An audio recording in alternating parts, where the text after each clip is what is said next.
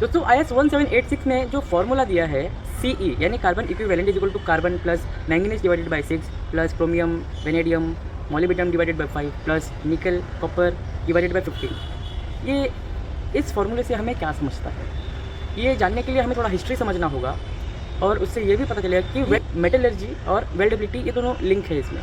मेरे मन में क्वेश्चन ये आया कि MTCs में या फिर टेस्ट रिपोर्ट में हम जो भी एलिमेंट्स देखते हैं कार्बन सल्फर फॉस्फोरस वगैरह वगैरह, इनकी जो प्रोपोर्शंस डिसाइडेड है, हम क्या करते हैं वो जो रेंज होता है एज पर आइस कोड हम देखते हैं कि उसी रेंज में बैठ रहा है कि नहीं वैल्यूज़ बैठ रहे तो फिर हम टिक करते हैं, साइन करते हैं, हाँ MTC ओके है, तो मटेरियल खाली करते हैं। तो मेरे दिमाग में यही क्वेश्चन आया कि ये परसेंटेज जो है, ये प्रोपोर्शंस, ये डिसाइड कैसे होता है, ये किस बेस पे डिसाइड हुआ है। तो वो बेस है वेल्डेबिलिटी, वो बेस है वेल्डेबिलिटी और फिर कोल्ड क्रैकिंग, ये दो बेस है कि जब भी कार्बन ज़्यादा होगा तब हार्डनेस बढ़ जाएगा, फिर वो ब्रिटल हो जाएगा, तो फिर क्रैकिंग चालू होगा। इन सब बातों को ध्यान में रख के 1950s में एक इंस्टीट्यूट है, इंटरनेशनल इंस्टीट्यूट ऑफ वेल्डिंग, एक ये ऑर्गेनाइजेशन है। 1950s में इस ऑर्गेनाइजेशन ने बहुत सारा स्टडीज़ किया था, वेल्डिंग और कोल्ड क्रैकिंग को स्टडी किया था with respect to different compositions, जितने भी एलिमेंट्स है उनको डिफरेंट प्रोपोर्शंस पे लगा के ऐड करके बहुत सारे स्टडीज़ किया गया। उससे ये पता चला है कि डिफरेंट प्रोपोर्शन से जो हार्डनेस है इसमें बहुत चेंजेस आ रहे हैं, बहुत वेरिएशन देखने के लिए मिल रहे हैं। और फिर ये भी पता चला है कि जो कार्बन इक्विवेलेंट है वो 0.42% से ज़्यादा नहीं होना चाहिए, और अगर माइक्रो एलॉयज यूज़ करें तो लिमिट बढ़ा के 0.53 हो जा रहा है। अभी ये सब क्या है मैं वो भी बताऊँगा। पहले तो मैंगनीज डिवाइडेड बाई 6 का मीनिंग ये होता है, 1 डिवाइडेड बाई 6 क्या होता है 0.16। मतलब कि अगर मैं ये समझ रहा हूँ कि कार्बन 100% स्ट्रेंथ देता है तो मैंगनीज सिर्फ 16% ही स्ट्रेंथ देता है कार्बन के कंपेरिजन में। क्रोमियम डिवाइडेड बाई 5 क्या होता है 0.2 होता है ना, 1 डिवाइडेड बाई 5। तो इसका मतलब ये हुआ कि अगर कार्बन 100% स्ट्रेंथ देता है तो क्रोमियम सिर्फ 20% ही स्ट्रेंथ देता है एज़ कम्पेयर टू कार्बन। ऐसे कॉपर और निकल है डिवाइडेड बाई 15 का मीनिंग क्या होता है 0.07 होता है। इसका ये मतलब है कि अगर कार्बन 100% स्ट्रेंथ देता है तो कॉपर सिर्फ 0.07 मतलब कि 7% ही स्ट्रेंथ देता है। इसका ये मीनिंग हुआ। तो मैंने क्या कहा था, मैंने कहा था वेल्डेबिलिटी और कोल्ड क्रैकिंग को ध्यान में रख के ये प्रोपोर्शंस डिसाइड हुए हैं। तो ये क्या होता है अभी, एक होता है हीट अफेक्टेड जोन।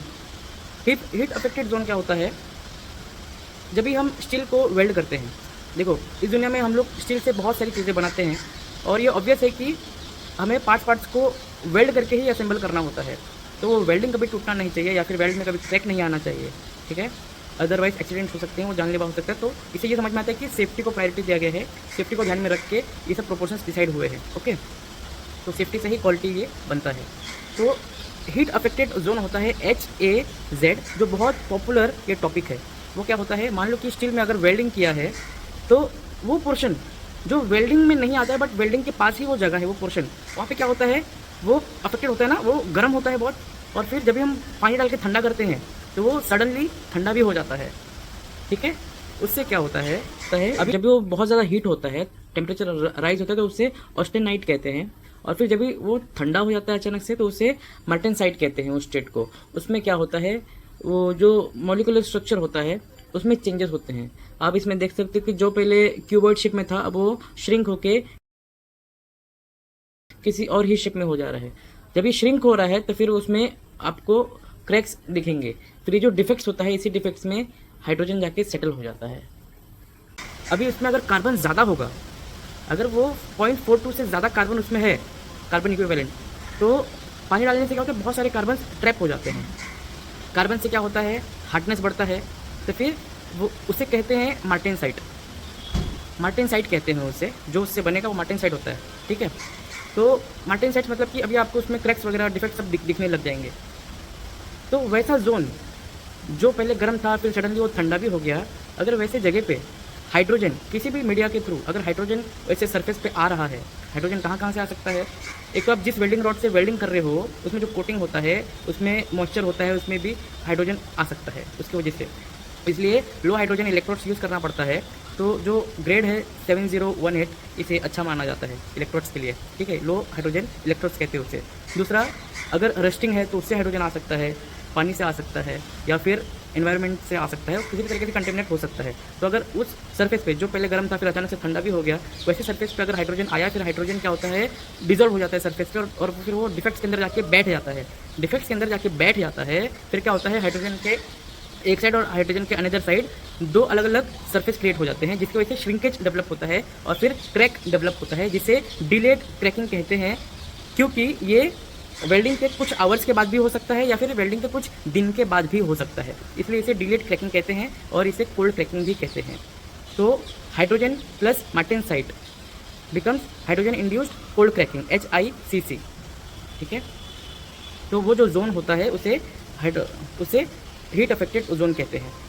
तो इन चीज़ों को ध्यान में रख के ही वो एलिमेंट्स के प्रोपोर्शंस को डिसाइड किया गया है कि ये इतने ही होने चाहिए, इससे ज़्यादा नहीं होने चाहिए। अभी ये जो प्रोपोर्शंस है, जो एलिमेंट्स है, वो कम या ज़्यादा होने से क्या किस तरीके से रिएक्ट करते हैं वो मैं आपको भी बताऊँगा। जैसे कि स्टील में जो आयरन होता है लगभग 99% तो आयरन होता है, ठीक है। जो कार्बन होता है डिफरेंट ग्रेड्स में डिफरेंट प्रोपोर्शंस दिया है, किसी में Fe 550D में 0.25 है, 500 में 0.3 है, ठीक है, ये कार्बन है। फिर मेन क्या हमें रिजल्ट में देखने के लिए मिलता है, कार्बन, सल्फर, फॉस्फोरस। तो जो सल्फर और फॉस्फोरस है ये बहुत इंपॉर्टेंट क्यों है, क्योंकि ये ऐसे एलिमेंट्स है जो हमें बिल्कुल भी नहीं चाहिए। ये ऐसे एलिमेंट्स है जो हमें बिल्कुल भी नहीं चाहिए, वो क्यों मैं बताता हूँ। अभी बिल्कुल भी नहीं चाहिए तो हम इसमें ये डालते नहीं है, ये रह जाता है, तो लिमिट है कि भाई उससे ज़्यादा तो नहीं होना चाहिए। अभी इससे क्या होता है, सल्फर क्या करता है, आयरन के साथ रिएक्ट होके FeS बनाता है। अभी इससे प्रॉब्लम क्या होता है, FeS का जो मेल्टिंग पॉइंट है वो स्टील से कम होता है, 1200 डिग्री सेल्सियस ये होता है, ठीक है, FeS का मेल्टिंग पॉइंट जो स्टील से कम होता है। अभी इससे प्रॉब्लम क्या होता है कि जब आप वेल्डिंग करोगे तो स्टील मेल्ट होने के पहले ये FeS का जो आउटर सरफेस होगा, इस कंपाउंड का जो आउटर सरफेस होगा, पहले वो मेल्ट होने लगेगा, ठीक है, वो मेल्ट होने लगेगा, जिसकी वजह से क्रैक्स डेवलप होते हैं। तो इसे हॉट शॉर्टनेस कहते हैं। जो टेम्परेचर राइज होने की वजह से अगर क्रैकिंग आ जाए तो उसे हॉट शॉर्टनेस कहते हैं। शॉर्टनेस का मतलब छोटा नहीं होता, यहाँ पे शॉर्टनेस का मतलब क्रैक होता है, ठीक है। अभी जो फॉस्फोरस होता है ये उसका उल्टा करता है, ये कोल्ड शॉर्टनेस करता है। फॉस्फोरस आयरन के साथ रिएक्ट होकर Fe3P बनाता है और कोल्ड शॉर्टनेस, कोल्ड मतलब टेम्परेचर ऐसा नहीं कि 20 डिग्री सेल्सियस, ऐसे नहीं, -20 डिग्री सेल्सियस या -40 डिग्री सेल्सियस, जब इतना कम डिग्री सेल्सियस होता है टेम्परेचर, तब ये क्या करता है, ये कोल्ड क्रैकिंग करता है। इससे जो फ्रैक्चर स्टिफनेस होता है वो कम हो जाता है, डक्टिलिटी कम हो जाता है, ये ब्रिटल बन जाता है। वो जो एक ग्राफ होता है जिससे डक्टिलिटी से ब्रिटल में कन्वर्ट होता है, तो जो ट्रांजिशन पॉइंट होता है DBT कहते हैं, वो आपको यहाँ देखने के लिए मिलेगा फॉस्फोरस की वजह से। इसके लिए कार्बन, सल्फर और फॉस्फोरस ये 3 एलिमेंट्स MTCs में या टेस्ट रिपोर्ट में दिखाए जाते हैं, क्योंकि बहुत इंपॉर्टेंट होते हैं।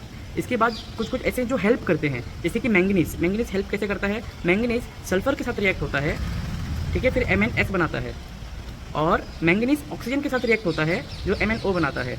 अब ये सल्फर आपको बताया था कि आयरन के लिए सही नहीं है, और ये ऑक्सीजन भी आयरन के लिए सही नहीं, क्योंकि वो ऑक्सीडेशन करेगा, रस्टिंग करेगा। तो मैंगनीज इन दोनों के ही साथ रिएक्ट होकर स्लैग बना के बाहर बह जाता है, निकल जाता है। तो देखा आपने कि मैंगनीज किस तरीके से हेल्प करता है। उसके बाद और भी कुछ एलिमेंट्स, जैसे कि सिलिकॉन हो गया, सिलिकॉन हेल्प करता है। वो क्या करता है, जब भी स्टील मोल्टेन फॉर्म में होता है, मोल्टेन फॉर्म में उसमें ऑक्सीजन होता है, सिलिकॉन उसी ऑक्सीजन के साथ रिएक्ट होकर सिलिका बनाता है। अदरवाइज वो ऑक्सीजन क्या करता है, रस्टिंग करता है अंदर, ठीक है। मोल्टेन फॉर्म में ऑक्सीजन की जरूरत नहीं है स्टील को, तो फिर ये सिलिकॉन उसके साथ रिएक्ट होकर सिलिका बनाता है और फिर स्लैग बन के बाहर आ जाता है, और फिर यही स्लैग हम यूज़ भी करते हैं। इस तरीके से सिलिका किलिंग एजेंट की तरह काम करता है। एल्यूमिनियम भी हेल्प करता है। एल्यूमिनियम ऑक्सीजन के साथ रिएक्ट होकर एल्यूमिना बनाता है और फिर स्लैग बन के बाहर आ जाता है, और फिर वो भी डीऑक्सीडाइजेशन का काम करता है, किलिंग एजेंट की तरह वो काम करता है। निकल और कॉपर भी काम करते हैं और क्रोमियम भी काम करता है।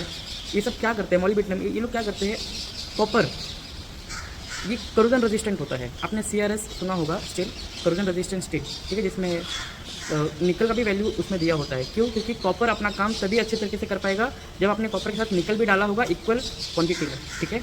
ऐसा क्यों है वो पता नहीं, बट ऐसा ही है कि कॉपर तभी अपना काम सही तरीके से करेगा जब आपने निकल भी डाला होगा उतने ही क्वांटिटी में जितना आपने कॉपर डाला है, ठीक है।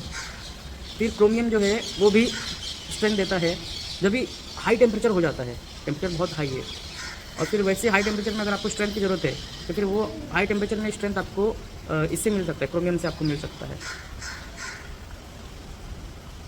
और फिर निकल इसका उल्टा करता है कि जब लो टेम्परेचर हो जाता है, जैसे -20 डिग्री, -40 डिग्री, वैसे केसेस में अगर आपको हाई स्ट्रेंथ चाहिए तो फिर वो आपको निकल के थ्रू मिल सकता है।